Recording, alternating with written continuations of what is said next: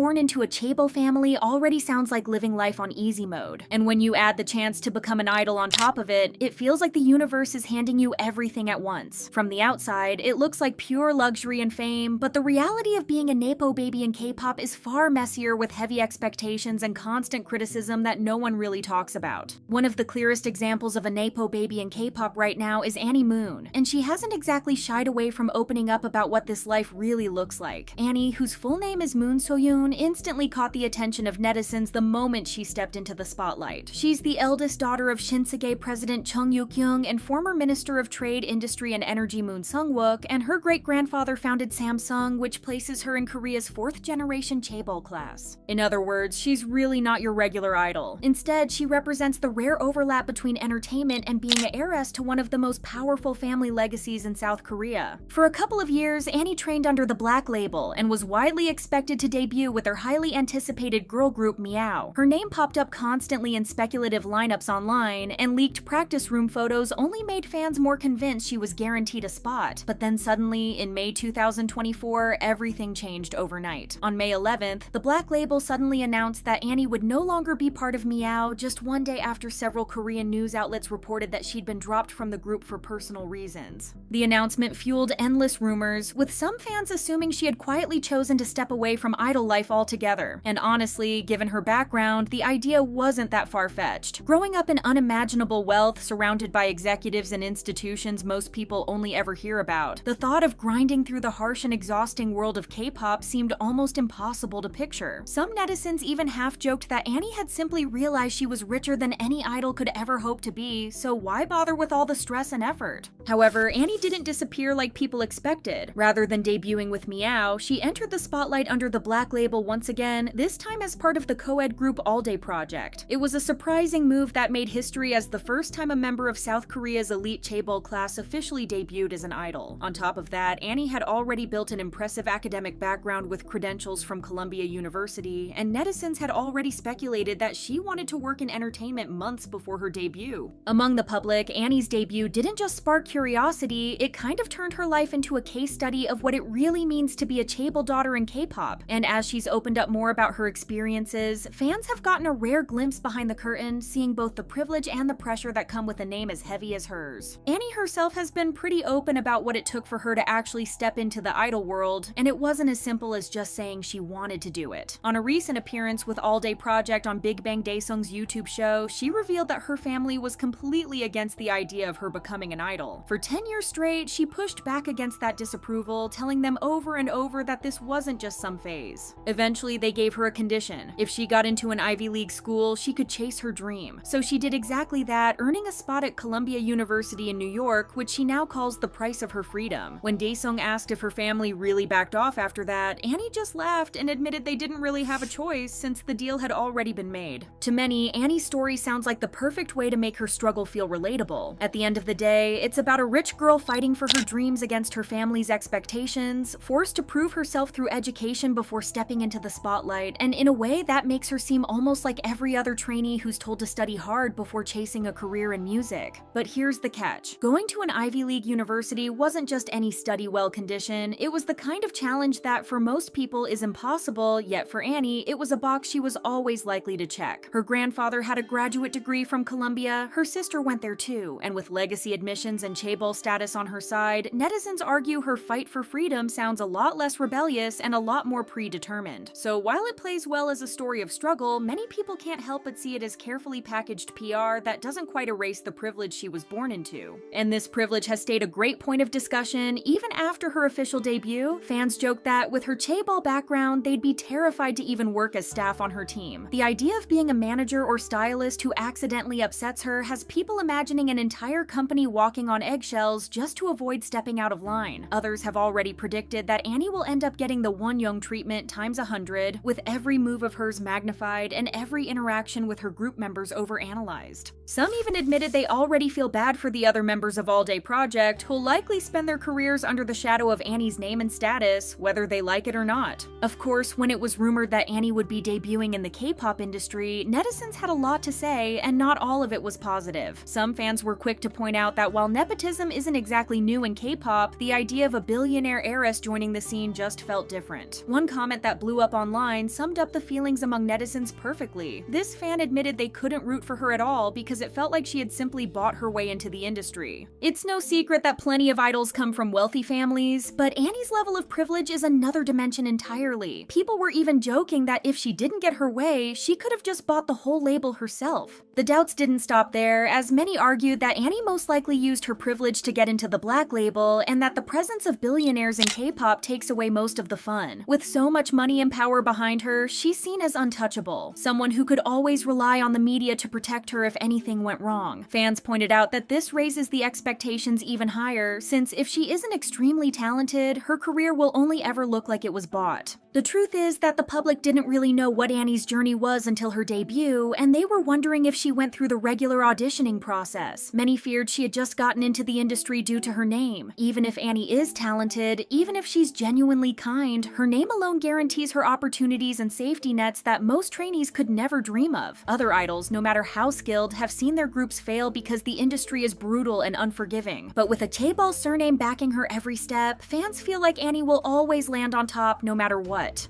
Being very aware of this discourse, Annie addressed the speculation that her career was handed to her on a silver platter. During a recent appearance on the YouTube show Salon Drip 2, she pushed back against the idea that she had experienced pre-debut favoritism when auditioning for the black label simply because of her family name. She explained that she personally auditioned for the company, trained for 4 years, and even had to juggle much of that training while studying abroad. According to her, this meant taking online classes, filming evaluation videos every week, and sending them in for feedback before throwing herself into full-time schedules whenever she was back in Korea. It was a moment that reminded viewers that while her name comes with a lot of weight, her path to debut wasn't completely detached from the journey that all trainees know too well. Still, this doesn't change the fact that from the moment Annie's name entered the K-pop conversation, she's been labeled the chaebol idol. For a long time, Annie stayed quiet about how it felt to constantly be introduced as the chairwoman's daughter, but she finally opened up during a recent interview on Mnet's Live Wire. When asked if she felt burdened by the label, Annie admitted that people bring it up everywhere she goes, but she doesn't want to let it define her. Instead of rejecting it outright, she said she's focused on changing the narrative by proving herself through her music and performances. Annie made it clear that she doesn't like being seen as someone who only stepped into the spotlight because of her wealth, and she's determined to prove her worth as an artist in her own right. Annie isn't the only one who gets reminded of her background every second of the day. Rise's Anton has also had the Nepo baby label slapped onto him, and instead of dodging it, he's managed to turn it into a joke. As the son of legendary composer and producer Lee Yoon-sang, Anton was already known to K-pop fans long before his debut. His talent and visuals quickly won people over, but the chatter about his famous father never went away. At the 2023 MBC Music Festival, Anton even shared the stage with his dad for a special collaboration, and the internet went wild seeing the two perform together, but of course, along with the love came the inevitable comments calling him a Nepo baby. One fan even commented on it under a post, and instead of ignoring it, Anton clapped back in the funniest way possible. He replied by saying, "Born This Way" by Lady Gaga. The response instantly went viral, and fans loved how unserious he was about the whole thing. Rather than hiding from his privilege, Anton owned up to it in the most lighthearted way, and in doing so, he flipped the conversation in his favor. Similarly, Belle from Kiss of Life is another name that comes up in the Nepo baby conversation. Already known as a talented songwriter, Belle has credits on Le Sserafim's Unforgiven, and even on her own group's debut track She, which helped her snag a Composer Award at the 2023 Korea Best Brands Awards. Her real name is